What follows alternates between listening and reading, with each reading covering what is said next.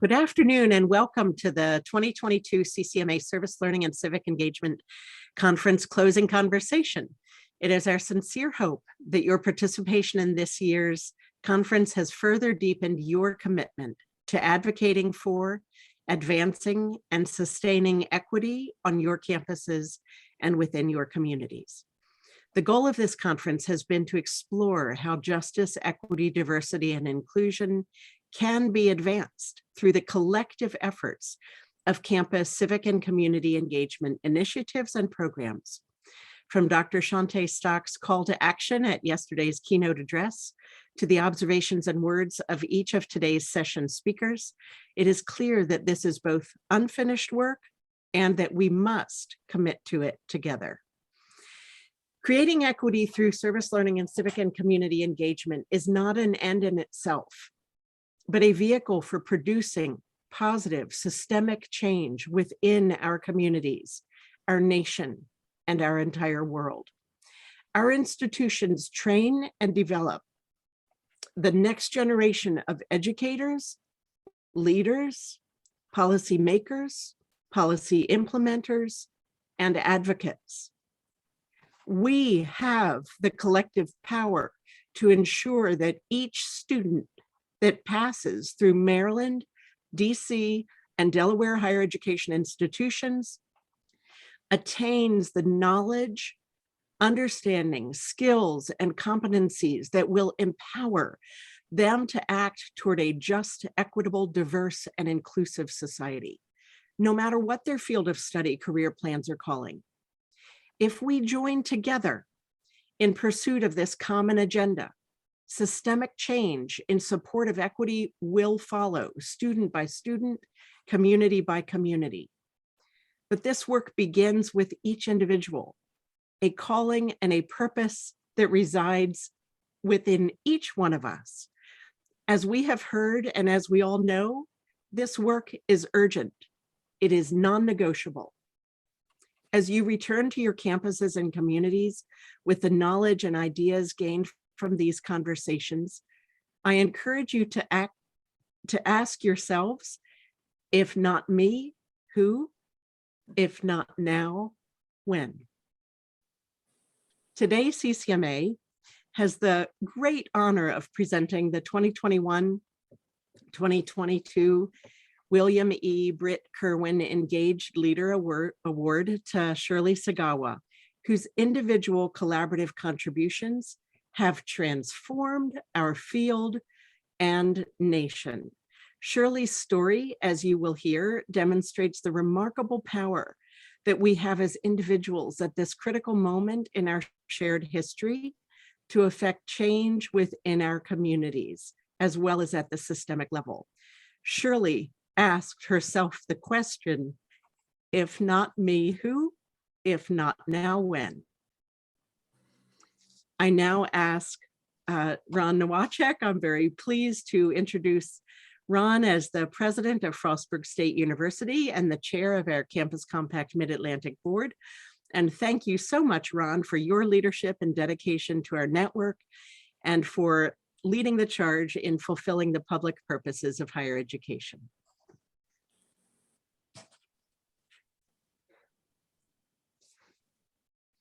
Your speaker, Ron. Yep. Some of us will never learn. Thank you, Madeline, and thank you all for joining us this afternoon for this closing conversation. On behalf of the CCMA board, I'd like to express my deep appreciation for the inspiring work each of you do every day at your institutions and within your communities to advance our public purposes. It is my great honor and privilege to also welcome Ms. Shirley Sagawa to this closing conversation. Ms. Sagawa is the former CEO of Service Year Alliance and an architect of AmeriCorps. Over the last 3 decades, she has developed innovative social and educational policies, authored groundbreaking reports, and advised national organizations and foundations on strategy.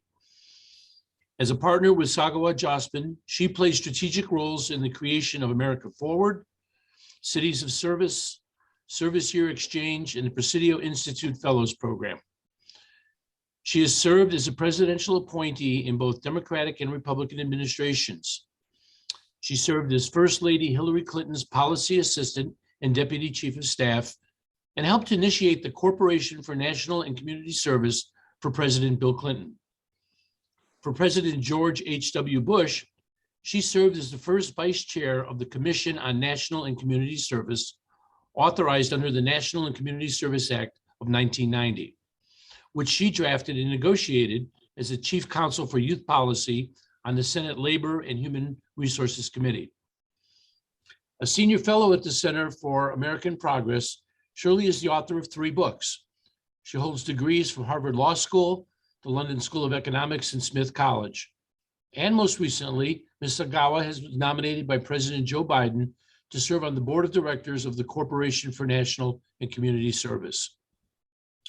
Her distinguished and pioneering career in advancing opportunities for people of all ages to serve their communities and nation has had a profound impact, including within our region and our own network. It is for her past service and ongoing dedication to our shared mission in pursuit of equitable and just communities that the CCMA board presents Ms. Shirley Sagawa with the 2021-2022 CCMA William E. Brit Kirwan Engaged Leader Award. This award honors the legacy of University System of Maryland Chancellor Emeritus, Dr. Brit Kirwan, who provided innovative leadership and vision for improving the quality and purpose of public higher education in the state of Maryland. The award recognizes and honors an individual for his or her lifetime contributions as a systemic change agent in shaping policy to advance communities, ultimately elevating the quality of collective life throughout the Maryland, DC, and Delaware region and beyond. Please join me in congratulating Ms. Sagawa. Before we begin with the Q&A, I would like to invite Ms. Sagawa to share a few comments. Shirley? Hey, thank you. Can you hear me?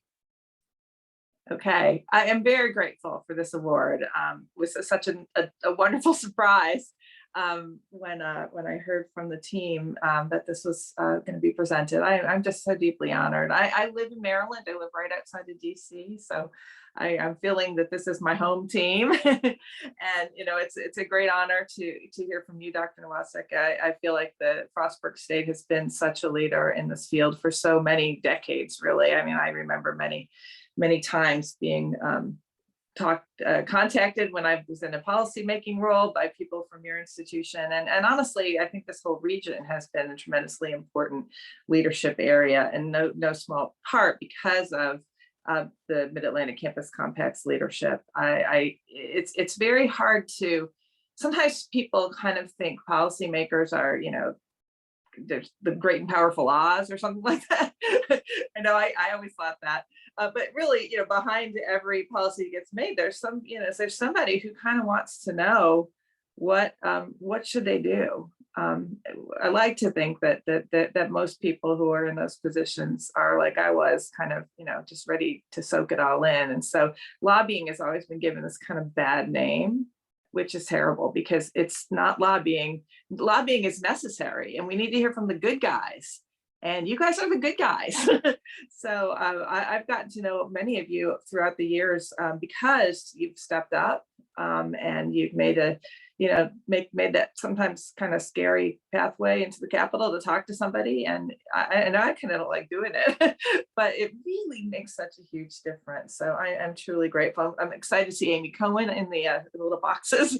Amy has been such a leader for so long, and I've learned so much from her. And I can't see all the boxes, but I mentioned there's other people in there I should be acknowledging. But I truly am. I'm so grateful. I've been in this a long time. I started this pathway in the 80s, which I can't believe, I have to say, in the Reagan administration. Crazy.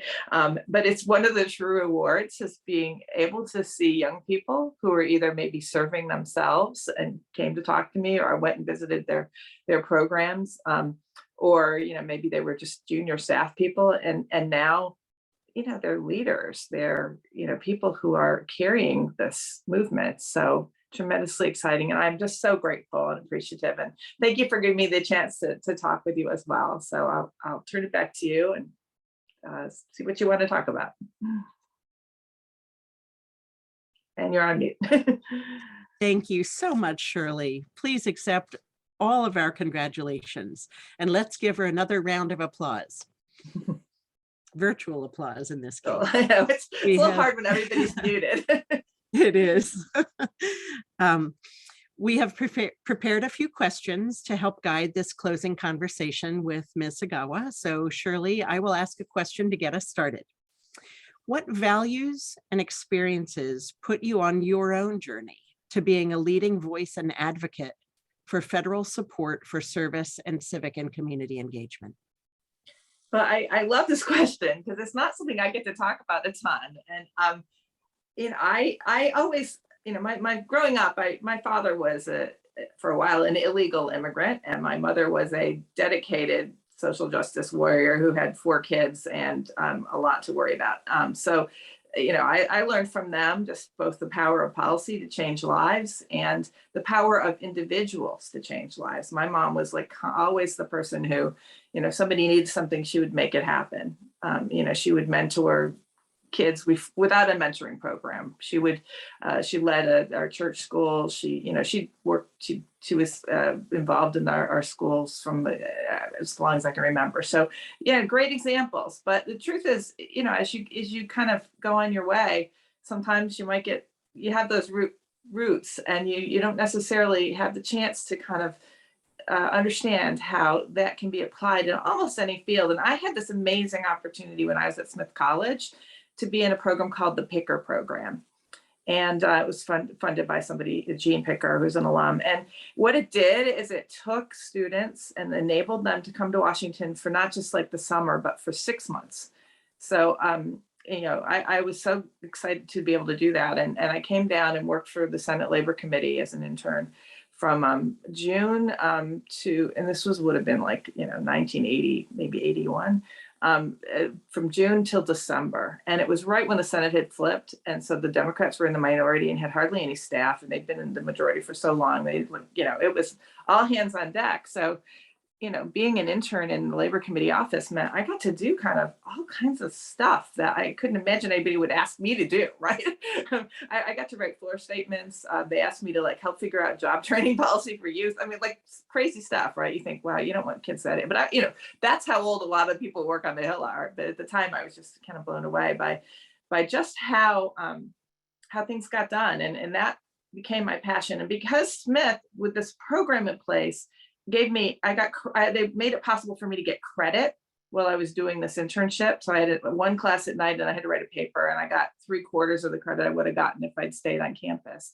And it was profoundly life-changing. I mean, I at that point, before that, I thought maybe I wanted to be a journalist. I was sort of vague, but I decided to go to law school, policy school. And then when I was getting out of law school, I was like, okay, now I need a job. And everybody in law school was all, people, they clerk and then they go to corporate law firms. That it's the thing, probably 2/3 of the class. So, and all those people, they have their jobs lined up right after, they finish their summer and they've got their job lined up for when they're done and for the next year. And, here I am, it's April, I'm I don't have a job, because that's not how government works. You apply and 6 weeks later you get the job, right? So it was a very nerve-wracking time, but I was able to go back to the office where I had interned and say, hey, would you help me? And they offered me a job. So I went back. My first job out of law school was going back to the Labor Committee in the same office, but now we were in the majority. And I had learned enough, I think, in my time there before that I kind of knew how stuff worked. I knew my way around the tunnels in the Capitol, and I knew how to write a floor statement, and I knew a bunch of stuff. Plus, I learned some stuff in law school. It was vaguely useful. But I was in this office, and I realized I really wanted to have some projects of my own. So after about a year of being everybody's backup research assistant, I kind of went to the boss, and I got all my nerve, and it was a woman, so I felt a little more comfortable. But I basically said, I would really, really like to have some issues of my own. I'm feeling a little bit, underutilized here. And so they started handing me stuff. So I picked up Head Start, I picked up, childcare, great issues. And I'm passionate about those causes, still am. But Senator Kennedy, who was the chairman and my ultimate boss, had recently gotten a letter from Father Ted Hesburgh from Notre Dame. It was actually not to him, it was to his brother-in-law, Sergeant Shriver, and who was, of course, the founder of the Peace Corps. And the letter had wound its way to Senator Kennedy, to the Labor Committee Chief of Staff, and then to me. And the letter said something to the effect of, there's a lot of conversation going on about national service, and you really should think about doing something about that. And it was like probably 3 sentences, but that letter from college president set off this. I was given this charge of like, well, figure out what we're supposed to do. So I put up my shingle, and a lot of people started coming out of the woodwork, and some of those people were Campus Compact presidents and people who ran student service centers, and a variety of folks, and saying, don't screw it up, like don't make it worse, but we really think we could use some help with, and federal resources would be amazing. And I heard from a lot of young people who were brought in by their organizations, and they made these powerful cases. So when we put this little demonstration bill together, and it was there had been a lot of interest in what actually ultimately became AmeriCorps, but at the time was this very scary national service program that was going to take away your financial aid if you didn't serve. So that was one piece of it. Another piece was Conservation Corps. Another piece was for seniors, and another piece was for volunteering, like points of light type volunteering. And so my job was to try to figure out what's Senator Kennedy's contribution going to be here. And then since he chaired the committee that had jurisdiction over this stuff, more or less, we had to fight for it a little bit. To put something together that was coherent and not bad, like wasn't going to take anybody's financial aid away. That was like a fundamental thing that we all agreed on in my office anyway. So it became really clear to me that we needed to make service learning K through college the centerpiece of the Kennedy piece. And now part of that was because of Kathleen Kennedy Townsend, who at the time, who was the senator's niece and was at the time the service learning coordinator for the state of Maryland. She weighed in a bit. It was persuasive, but a lot of it was because of just, I just thought this is where you're going to get your biggest bang for your buck. You're going to put this money into a system that, can really respond, knows how to handle federal money, and touches a lot of people for, relatively less money than some of the other proposals that were out there. So that's a little bit of a diversion from my story, but I just want to tell you a little bit like, how this works. And you can actually find the Ted Hesburgh letter. I just sent all my papers to the Indiana University archives. They've created a service archive, so it's sitting there somewhere. But I'll basically say that every job I've gotten since then, and every opportunity I've really had to, in a professional way, influence the future of national service has flowed from that internship, the Kennedy job. From there, I was nominated to the Commission on National Community Service by President George H.W. Bush. I got to work in the White House with Hillary Clinton. I got to help start up AmeriCorps, et cetera. And like, I can tell you the thread of contacts and learning that has led to that. So, I can't stress enough for the students who are on this conference, why it's really important what you're doing now. We'll put you on a path. Somebody had said, when you're 60, you're going to get this award for contributions to service. I'd be like, oh yeah, right. But it's such an honor. But honestly, I think that for the professionals who are on this Zoom, you're changing these lives every day. And I know it's not always easy. And I know there's a lot of people out there who don't really believe in it. And certainly the getting of credit, like the fact that I got credit made it possible for me to do this. And it's a huge thing. And I've always believed we needed to do more of that. So I'll stop, but that's a long story. Wow. Thank you so much. And it really does show the tie-in between that initial service learning experience and where it all led. So wonderful. We have some other questions for you. Great. So, hi there. Good afternoon. Thank you for joining us today and sharing your story. My name is Vivian Baylor. I am the AmeriCorps Vista Program Manager here at CCMA. And I have a question for you. How should we assess the impact of our civic and community engagement work so that we can more effectively advocate for additional support from institutional leaders, local community leaders, and state and federal policymakers? Oh, what a hard question. Thank you so much for asking it, though. It's really, nowadays in Washington, everything is all about outcomes. Like, what are the outcomes? What are the measurable outcomes? And I imagine that's the case in institutions as well. So over the years, we've tried to connect this kind of work to a whole range of outcomes, not just the civic outcomes, of course. And there's been a little bit of a, what's the flavor of the month? What are policymakers caring about today? And often it has been the impact of the service on the community. So a lot of what's getting counted in some of the federal programs really points to that as the outcome that's really valued above all. And I think that really does a disservice, because you well know that there's important things that happen, and I think for a long time the service learning field was very oriented towards thinking about the academic outcomes primarily. That was certainly a push that was in there. And again, there are some, of course there are. But if you think about it holistically, I think we suffered a lot from being the Swiss Army knife. Like, nobody thinks the Swiss Army knife is the best knife to cut a steak, but you can cut a steak with it. Nobody thinks the Swiss Army knife is, the best way to, uncork your bottle of wine, but some of them have corkscrews and you can get a bottle of wine. So we've got this like complicated thing that does a bunch of stuff, right? So it does improve academic outcomes. It does provide service to the community that's needed and valued. It does do other stuff too. It sets people on a lifetime of a career lifetime, as I was just talking to you. I mean, there's a lot of data about that. We actually do need to have workforce development pipelines in a variety of areas that are not going to be covered by the Department of Labor's apprenticeship or on-job training program. I mean, and if you go to talk to any nonprofit, like in the day when I used to talk to a lot of nonprofit audiences at conferences, I wrote a book that was let me go on a book tour at that point. And, you could say, who out there has served in the Peace Corps or VISTA or AmeriCorps or service learning? And, almost every hand is going to go up, because it is a thing. It's the path. It's the true path. So I think we have to think about, workforce development and being part of that conversation. And we know that, I think Jamie Marasotis wrote this awesome book about human work, that, it's over time, as things get automated and things are changing, it's the human dimension. It's the thing that machines can't do, that is going to be important. And we're going to need a lot more people who understand that.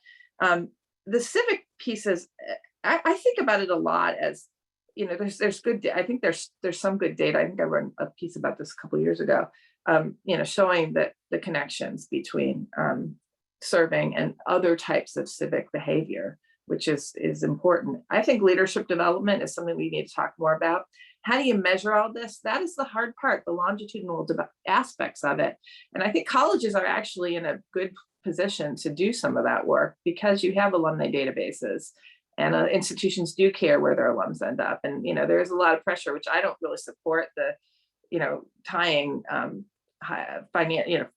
federal resources to higher ed outcomes in terms of income and things like that for students. But I think there are some outcomes that we should start tracking in a more robust way. And this is one of them. I mean, where do these young people end up? And they're leaders at every level of society, so they don't have to grow up and be president. I mean, we need the dedicated block captain and the person who wrangles toddlers. We need all that stuff. So I'm not going to tell you what to measure, but I will say it's really important to think about how to do that. And I also wouldn't discount student demand as a driver. I think the more that students can speak up about what they want, and I don't know a student who wouldn't prefer to be doing something active than to be just memorizing something. And the best professors know that, and they find lots of ways to make engaged learning real. But service is one of those ways. And I think students are the customer of higher education. So if you want institutional leaders to listen, you have a lot of power, and probably more than some of the professors and others who are engaged.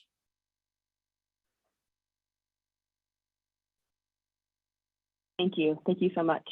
Thanks. Hi, I'm Nisa Burns, and I'm a VISTA with CCMA. For the year, I'm working in the capacity of communications coordinator. And yeah, this is my first AmeriCorps year, and I really enjoy it. My question concerns the role of policy. What must every participant in this conference do to effectively inform, influence, and connect the dots for legislators so that our leaders both understand and therefore make decisions that support service learning and civic and community engagement work? Great question. And thank you for your service. It's so exciting to see people who are doing service. So a couple things kind of come to mind. I mean, one is to be a storyteller, especially around those outcomes that are hard to put into numbers. So if you see something, say something, write it down, blog about it, social media, all that stuff. I think it's kind of, those stories have so much more power than statistics often with policymakers. But, as somebody who tries to advocate for you guys, sometimes I just don't have I don't have something to say, and I'm digging around. Give me a story. So figure out how to do that. I think that's really important. I also know there's a ton of research that institutions do on service learning. I mean, it's like, if you write papers like I do, you just get deluged with it. It's like way too, what do I do with all this data? But that data doesn't often get to policymakers in a form they can use it. So, you might have a 50-page evaluation report or a 30-page journal article, which is, very valuable to the next researcher. But how do you make that valuable to policymakers? How do you distill it and put it in clear English that somebody who's not engaged in pedagogy can actually, take it and use it on the floor? So, be a translator and think about how to do that. Organize. Now, this has always been like a really hard thing in the sort of federal policy and service world, because there's part of the legislation, and I will admit to having drafted this because we needed to get it done in order to get the bill passed. There's a lot of people who viewed national service as training ground troops for the Democratic Party. And so you can't, while you're serving, use service federal resources to organize, lobby, and things like that. But you can when you're an alum, and you can do it in your own time. And you can do it if you're a service learning participant, you can certainly do it if you're not getting a stipend. So you can do it anytime. So the question is, like, how do we organize those voices to be as powerful as possible? And on top of that, like, if somebody's trying to organize you, show up. That is sometimes, like, we all got a lot on our plates, but if you can find a way to show up, and that might be show up by writing a letter or sending an email or going to an organizing event, but showing up is really important. There's a federal effort underway. I believe it's called the Coalition for Service Learning. Amy's nodding because I know she's like helping to lead that. And so jump on that, follow what they're doing. They tell you to write a letter, write the darn letter, because we've got to have a voice for this. I think there's some real possibility to get at least a little bit more resources going here. And I will say, when you're, we're heading into an election season. I know I've already been talking to some candidates. There's definitely one candidate who I've been talking to. I probably shouldn't say in this call, but I'll just say that there's at least one candidate who wants to make service in Maryland the norm, and there's a lot of other states and candidates who really care about this. So if you ever are at a candidate rally, or there's a chance to ask questions, or sometimes they have these meet and greets and you can kind of show up without even paying, and you can ask the candidate stuff. And I've gone to 2 of them this year. Ask them about it, because that sticks in their head. So, make a point to do that. So those are just a few things I've thought of. I'm sure that you guys have some great ideas, and, use social media as much as you can. I'm not the expert on that, but you guys probably are. So do it. Thank you. My name is Latia Barrows, and I'm a CCMA dispatch at the University of Baltimore. This is my first year of service. And so my question for you is, reciprocity and the community voice. Through its collective impact initiatives, CCMA advocates for its AmeriCorps Vista project and partner programs to move from a 2 and 4 model of social change to a with and by model through service learning and civic and community engagement. Specifically, how can federal legislation in our entire field create a more equitable, just, and reciprocal relationship between those who serve and the community that are served? That's really such an important question today. There are a lot of organizations kind of concerned about equity in national service. There's a lot about national service that's great, but there has been not enough attention to equity, including in AmeriCorps. There's a lot of issues, and Avista is part of AmeriCorps, around, how is somebody going to serve at this low rate of living allowance? What are you going to do to support somebody who's serving and they have a family, or they have a financial crisis that can be, it's like a really small financial crisis can send you, you don't complete your term of service, you don't get your Ed Award, there's a lot of stuff that happens in people's lives. And, if you've got a family of means, you have a backstop. You call up your parents, say, my car broke down, can you send me $500? And if your parents don't have $500, then you can not have a car, and you can then not get to your service location. And I think there's a lot of stuff that we, because there's generally been enough people are willing to and able to serve at a low amount of living allowance, these issues have not been addressed over the years, and they really need to be. So that's one area. I think the sort of whole orientation about, like, we're in here, we're going to save you, it's like, it's a paradigm shift. That's not the paradigm. We're not done. So there was that certainly was, we look at the legislation in the 60s, that's the language. It's like Vista, we get to take a bunch of people and we're going to, airlift them into a community, and they are going to fix it.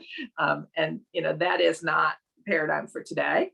But unless we fix some of these other things, it will have to be, because it's really hard for people who are from the communities who have needs to be able to serve. But I think there's ways to do this. One is in the intentionality. If you're running a program, you make sure that you are out recruiting in the community that is going to be the focus of the service, and that, it might take a longer time. You might have awareness challenges. You may have, people not getting its service in a job. Is this like the worst job I've ever heard? It pays nothing. Like, it's a certainly rational, as people would not necessarily think this is a good thing to do. So it takes longer. So that's one important thing to think about. I also think that there's a real need for everyone who's going into a community who's not from the community to be prepared in a way that they are going to respect the leadership and knowledge and skills and talents that are in that community. So anybody who is coming into this work, they probably came with a big heart, but they need to come with an informed head.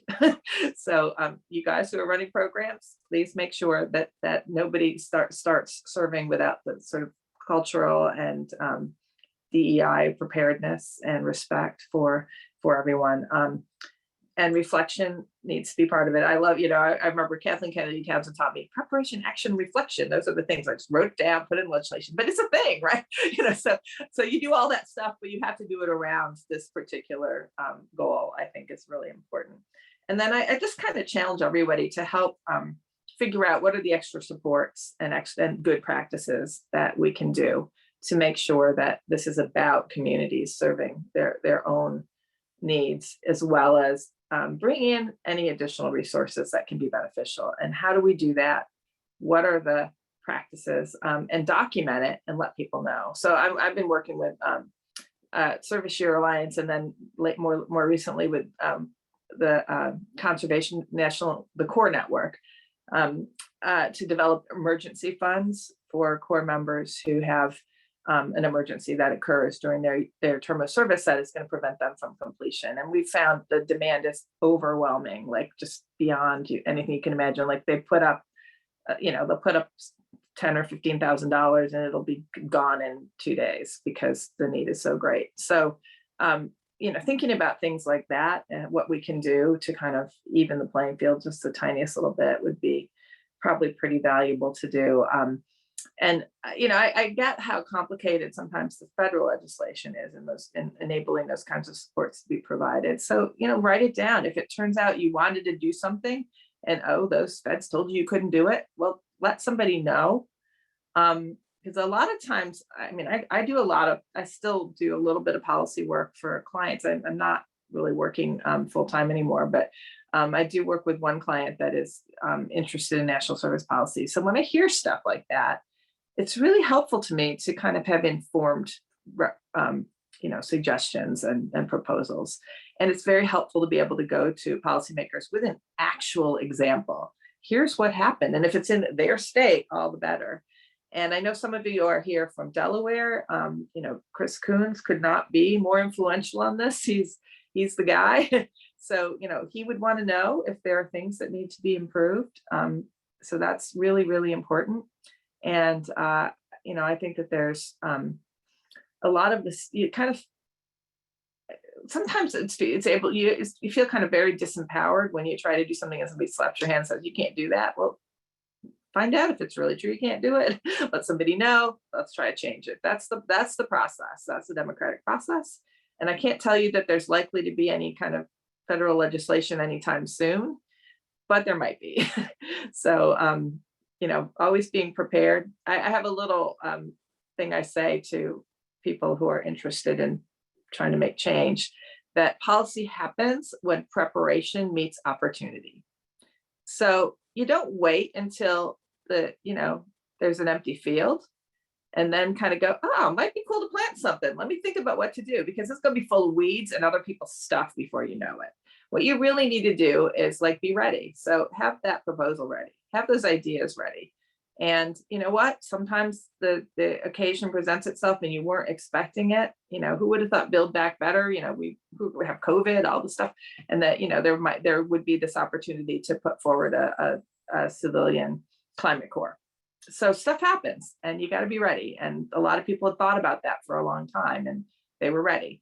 So I would encourage all of you to be generative policymakers and, come up with ideas and, share them with people who can help make a difference. And I think that's, it's a very long answer, but I do kind of feel like there's just a lot of power in this Zoom of people who probably don't even understand their broader power. So get ready. Thank you, Shirley.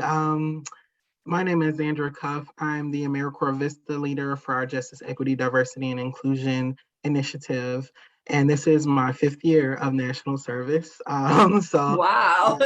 Really kind of, it has really had a profound impact on just my perspective of, advancing equity in this work. And part of my work is kind of focusing on this intersection of civic and community engagement in JEDI. So my question for you is, where do we go from here? How do we ignite people to both understand and move forward in action to champion equity and justice through our service and civic and community engagement work? Well, that is the $20,000 question. And thank you for your many years of service.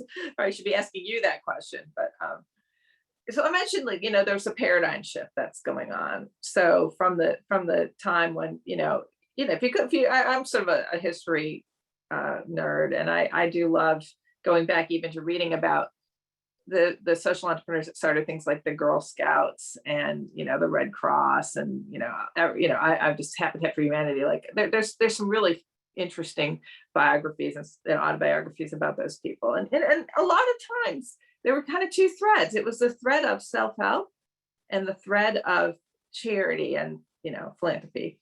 And there's nothing wrong with either one of them inherently, unless the charity undermines the leadership potential of the people who are from the communities that are being served. And it is really important to think about this sort of journey that we're on right now. So, we've gone through this journey of, well, it's really all about our, educated people helping those other people. And we're on a pathway where it's going to be all of us together. It's going to be social justice with equity and inclusion, and everyone feeling that they are a change agent and everyone actually being a change agent instead of disempowering whole classes of people. And I think service is really, a bulkhead here. And it's going to be important to keep pushing, because there are going to be, I find, I talk to people in Washington who really don't like AmeriCorps because they think that it's all, people who are unqualified, but they just happen to be from fancy schools, kind of going into communities, doing jobs they're not qualified to do and fixing. And, there's a lot of hostility about that. And it's not true. I mean, I don't think it was ever true, but it's certainly not true today. If you look at the numbers, it's not true. I mean, one of the studies that the corporation, now known as AmeriCorps, has done was to look at the income levels of people serving in AmeriCorps. And they have, I don't think they've released this data, but I think about a third of the people serving are coming from families that were receiving public assistance. So it is certainly not the case that it is all about rich people doing stuff. Now that said, we're not there. We're on the path, and so I think part of it is going to be important to be, as I said earlier, see something, say something. I mean, and in a way that is going to affect change. So it's not always the time to I think that there's a lot of times people in this field actually are very well intentioned, but may just not know. So, what would you say to your grandma if she didn't understand the internet? I mean, there are times when you're going to need to educate people. And it's not always your job, but who's going to do it? I think the one motto we've always had in like the service world is, if not me, then who? If not, now when? So, be that person. I know I've always appreciated when people have called me out on something that I hadn't thought about. I read an article a few years ago in the Stanford Social Innovation Review about founding of the Service Share Alliance. And one of the phrases that ended up in it, I don't remember writing it, maybe somebody else did, but it said something like, I don't have a dog in this fight. Well, I got hate mail for that because it's like, we don't want to promote dog fighting. That's bad. It hurts animals. Well, I had never thought about that expression in my whole life, like not 1 minute. And now I'm never going to use it again, except for right now, because I had to tell you the story, but I'm not going to ever write it unconsciously again, because somebody bothered to tell me. And I felt a little bad when they told me, I really did, but I learned and I changed. So I think we all can make it better.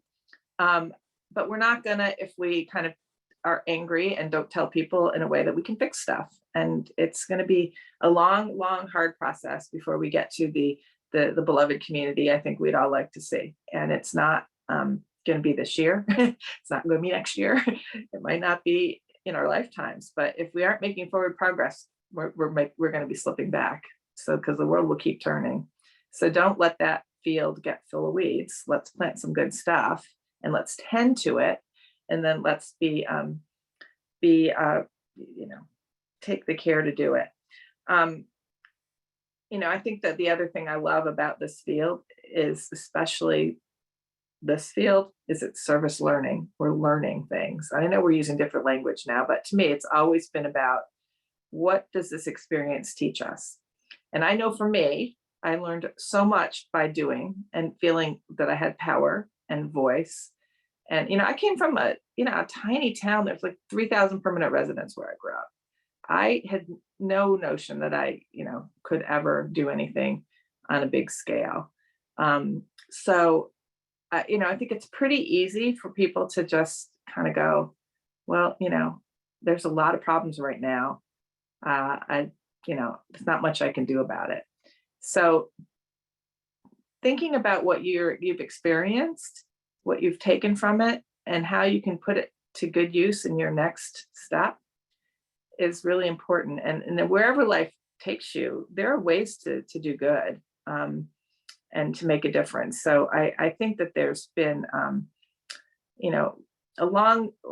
we now have so much data and so many stories. It's kind of frustrating to me that we're still here kind of going, well, how do we get on service learning back on people's radar? How do we, make sure AmeriCorps grows while this other stuff grows? So we're clearly not telling our stories loud enough and taking every opportunity to be that change agent. So all I can say is, I know you guys are doing this great work, and I think we are all fellow travelers, and it's sometimes complicated and hard, and don't give up, and make a difference where you are, do what you're doing, and then tell people about it. And then when you get a Coalition for Service Learning letter, you just answer it and do what they tell you. So that's kind of my thought. I mean, that was a very rambling response. I apologize for that, but one thought leads to another. Thank you. Thanks. Wow. We're happy to receive other questions, but Shirley, I just cannot thank you enough. Your leadership is phenomenal. You're a model And we're all in your debt, and Oh, we you're are so all kind. gonna pass on that torch and use our lives for that purpose. So But thank you. let me just say one. I'm happy to answer more questions, but you guys are probably tired at the end of a long conference, so I'll just say one more thing if there's not other questions, and that is, the work you guys do, I know is not always easy, and I also know that it's very. I think right now, I always say, like, we have free floating anxiety because all the terrible stuff happening. And there's a lot of bad stuff going on in the world that we cry about. And I think it's going to be a time that the world is resetting. I think we're really going to come out of this terrible time of pandemics and war and racial reckoning and all these things that we need to do. And we're having to do them all at once. I think we're going to come out of it in a better place. But the only way that happens is if we do what we're doing, what you guys are doing every day. And that is, learn what you can learn, do what you can do, say what you can say, and, and don't get down. I know that it's, take care of yourselves and, be those true justice warriors that you are, even if, even the small things people are doing are, if you're moving that, needle forward, I don't know if that's a good metaphor, but if you're making that difference for one person or for, thousands of people, I've always found, when I think about AmeriCorps, it's not as a federal program. It's like, it's over 1 million people who took a year and did something to make it better. And they learned stuff, and now, they're running for Senate in Pennsylvania, and now they're, leading, some of the most innovative initiatives in the country. And now they are, they're teaching and heading institutions. Like it's been this like little plants that got planted a long time ago, and now they're all grown up. And now we have the chance to keep the seeds going and making it bigger and better. So, I think that the words are changing, and I'm never quite up to speed on what we're calling stuff. I think we're calling it engaged learning now, but whatever we're calling it, keep doing it. It's really important. And I'm so grateful to all of you for what you're doing. It makes me feel great as a, person who got to be involved in this. And it makes me feel great as a human being to know that other people are being cared for because you are willing to commit yourself to this. So I'll stop there unless there's other questions. That's just fantastic and so true. Leslie is another case in point. She's the executive director of Campus North Carolina Campus Compact and served back in 1994. Thank you. And now is launching a new new name organization to continue this work. Thank you. Thank you all. Thank you all for joining us. Thank you for the work that you're doing and leading on all of your campuses and in and with your communities.